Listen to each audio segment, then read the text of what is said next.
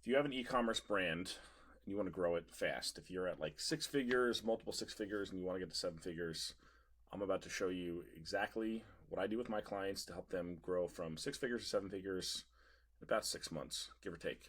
Done this a few times with a number of different brands.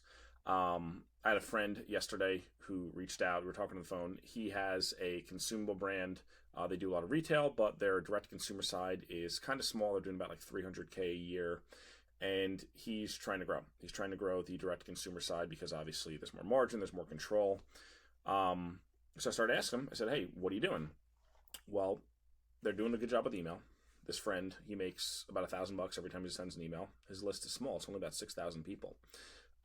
He's advertising on Facebook. He's getting like a 1x ROAS on Meta, which sounds okay, right? Like if you can acquire a customer for break even, you're good to go. The only thing is, a 1x ROAS on Meta means actually you're paying a credit card processing fee. There's cost of goods sold, there's shipping costs, so you're actually a little bit negative. Now, obviously, it's a little bit tough to scale for a lot of brands if you are negative on the front end. It's not impossible. There's some brands who do it, but I started asking him, I said, well, okay, there's a few different things that we could do here to get you from six figures to seven figures. First thing is we need to shore up acquisition. We need to have at least one channel where we can predictably and reliably and repeatedly get customers and hopefully do it at a profit. So the way that I broke this down for him was I said, all right, here's the deal. You have a few variables at play here with acquisition. You have the platform that you're using, right? In this case, he was using Meta. Now, that's not the only platform out there. That's just a common one that people use. I said, okay, we have Meta, so we have the platform as one variable. We have the ad creative, which is another variable. That's your statics and your videos. Can we change those? Can we make them better? If we make them better, we can improve performance. We can maybe bring down CPM costs, bring down cost per click, hopefully get a higher conversion rate and maybe get more customers in at in a more profitable way. Can we change the copy that we are using in the ads to make it better, to again increase click-through rate, to pre-frame people better, to catch the right eyeballs and get the right people onto the page? Can we mess with the targeting? Can we change what's on the landing page, right? Can we increase the conversion there? Can we add order bumps and upsells? And this was a big thing. And I said, if we can get more average order value out of every single customer who's coming through, we are in pretty good shape. He's not doing any one-click upsells. And a lot of e-com brands, they don't do one-click upsells. I don't know why. They just don't. There's a lot of these softwares out there. What I recommended to him was I said, you should be using AfterSell. Now, I like AfterSell. I'm an AfterSell affiliate. There's other platforms out there. There's other one-click upsell softwares. I don't really care what you use. Personally, I don't think you should use one that charges a percentage of every sale. I know some of them do. I think that's highway robbery. I don't know how these people get away with it.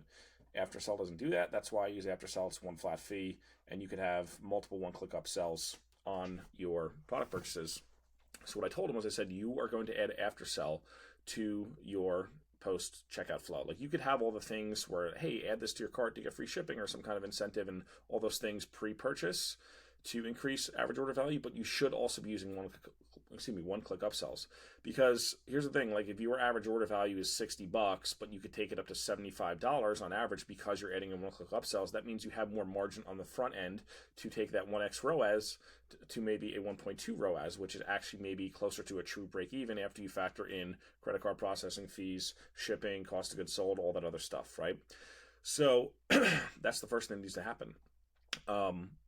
It's one of those variables, right? It's platform, creative, copy, landing page, average order value, or even the product that you're advertising on the front end. Like, is there one product where a lot of times when I work with Shopify brands, I look at their product stack and say, okay, what's the best selling product? Can we advertise that? That's probably the hero product, and that's the thing we should put all of the creative energy and focus in to scale that up, because we could use that as the front end offer to acquire more customers. And once we have more customers, then every time we send an email, it becomes more profit that gets added to the bottom line because we've already paid that acquisition cost to get those people onto the list in the first place.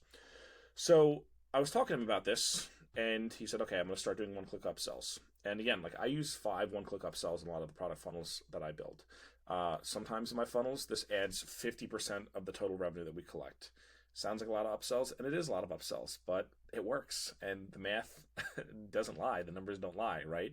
So you have to be using upsells. I mean, e-commerce, digital products, whatever you sell, like you have to have one-click upsells. If you do not have one-click upsells, you are leaving so much money on the table. It's absolutely absurd.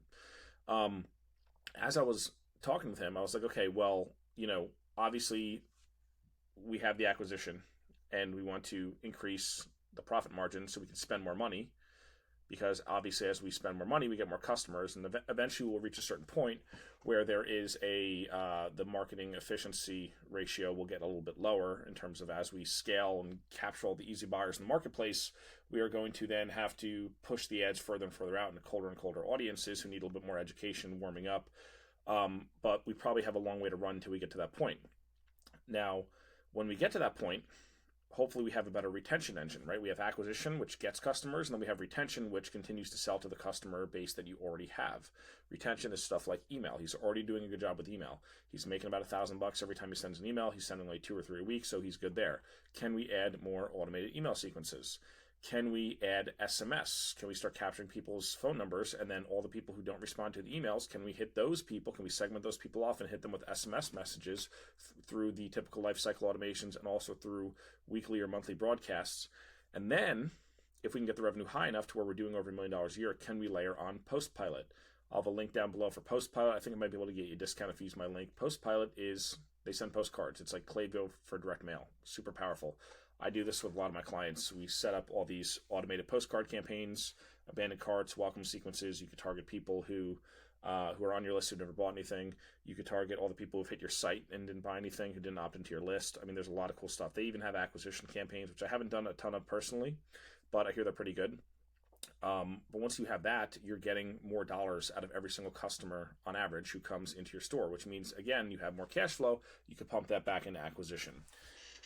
But as I was talking to him, we were talking about Meta, and I said, have you ever tried any other platforms? Like with the particular product, the consumable product that he was selling, he gets a lot of high-intent search traffic, and he had tried Google in the past. He was working with an agency. They weren't doing too good of a job, so he wound up firing them. I said, well, what was the ROAS with Google Ads? And he said, it was like a 2.4x ROAS. I said, okay, so that means if he's putting $1 into Facebook, he's getting $1 back, and actually he's losing a little bit of money based on the landed cost of the product and processing fees and things like that.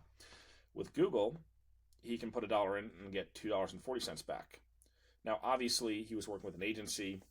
The agency was obviously has a fee, right? Everyone's got to get paid. No one works for free. So that's the ROAS on the ads. You also have to factor in what you're paying the agency and subtract that from the total return. What I told him, I said, I bet you could figure out Google Ads yourself. The level of spend you're at, what I found is, like, for most people, if you're spending less than $10,000 or even $20,000 a month, you probably don't need an agency to manage that stuff. If you're spending like $50,000 or $100,000 a month, again, you might be savvy enough to manage that yourself, but at a certain point of spend, it might make sense to hand it over to someone who's dedicated, like a really good team. But again, if you're spending like $300 a day, you probably don't need an agency to manage that. So you can save yourself some money and just learn how to run basic campaigns, get proof of concept, get the spend up to the point where you're now acquiring, 3, 5, 10 times as many customers as you were before. And then once you have that built and you know how to make it work for your brand, then you could work with your agency and you have feedback to give them, and you like understand what it takes to make those campaigns work for your brand. You can give them that insight, and then combination of your expertise and their expertise, they could take it over and run with it. But I said, listen, you got to get Google Ads up. Get the Google Ads up, go watch some YouTube videos, buy a book on Google Ads. Like, Google Ads aren't super hard. They're mostly text-based. Excuse me, it's a lot of research and things like that, but research and testing, that's all it is. But that's something you could probably manage yourself. So I said, get onto Google Ads. If we can get a 2.4x return, all we literally have to do is just turn those old ad campaigns back on and do it yourself. It doesn't take a ton of management. I mean, it's going to take a little bit of expertise, but again, you spend 2-3 hours watching YouTube videos, you're probably good to go. That solves the acquisition problem. Again, we add the one-click upsells so we can get some more average order value from every single purchase that we make, which produces more profit, which we can pump into ads and scale the ad spend higher. And then, Dan Kennedy always says the person who can spend the most to acquire a customer wins. So if we're making more on every single purchase, we have more cash flow to then spend more and outspend everyone else. But ecom growth is like fairly straightforward. Is that the only stuff that you can do? Of course not. There's influencers, there's affiliates, there's tons of other things that you could do. But until you have one good solid acquisition channel set up, you're going to kind of be shooting yourself in the foot. You need traffic. You need to get eyeballs onto the page. You need to find people who want your product, and you need a way to get them there consistently so that they can buy your stuff and get onto your list. And then every email you send is going to produce more money the bigger and higher quality your list is. If you just continuously add more and more customers every single day, your email is going to start compounding. They'll look like this, and then as the list grows and grows and grows, it'll eventually hockey stick in terms of the profit margin you're making on the back end. So this is what I've done, working with a lot of brands. Dirty Dog Farms is another brand that I have been working with for about 11 months now, and we did the same exact playbook. We started running Facebook ads, we set up some basic email automations, we increased email frequency, we started doing one Instagram reel a day, and they're very good on Instagram and have managed to do a lot of viral videos, which has been cool. But even if we took out the viral video element, we still had the ads going, which got the whole machine started. So, I'm trying to give you ways to win here, right? You need one ad channel where you can put $1 in and get more than $1 back and get customers. Once those customers go onto your list, you just sell them more stuff with email. Like, that's pretty much it. It doesn't have to be super crazy. It doesn't have to be complex. Ads, emails, one-click upsells. If you just added those 3 things to your business, it's really not that hard to scale. So yeah, that's pretty much it. If you're interested in getting my help to grow your e-commerce brand, just drop me a comment or opt in my site, shoot me an email, but that's it.